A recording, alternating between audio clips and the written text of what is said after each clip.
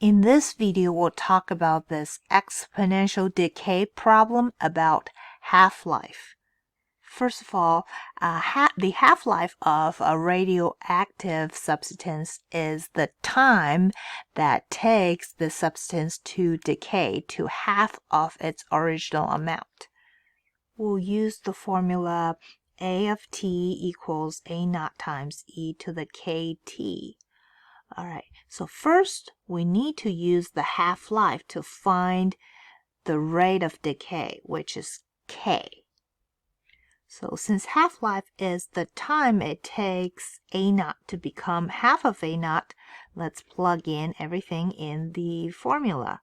So AT will be half of A naught because that's the amount after time T. And A naught is A naught. E to the K is what we're looking for, and T here is 1,690 years, because that's the time to take A naught to become half of A naught, right? Half life. All right, so first of all, divide both sides by A naught, then that variable is gone. So on the left side, we have 1/2. On the right side, we have 1,690K. All right, now I'm going to take ln on both sides, ln on the left side, ln on the right side. So here I'm going to write it as ln of 0.5, just to make it easier to put it into the calculator. And on the right side, I can move the exponent to the front of the log, or the ln here. It's 1,690K times ln of E. Again, that is 1. Right. So to find K, you need to divide both sides by the coefficient of K, which is ln of 0.5 divided by 1,690. Okay, I'm going to leave my K like that because I want my answer later to be as accurate as possible. All right, so after we find T, let's look for, we're looking for here. We're looking for if 10 grams is now, how much we'll have in 50 years, right? Okay, so plug it into the formula we have. All right, so we're looking for basically A of 50, right? Where the initial amount is 10 grams.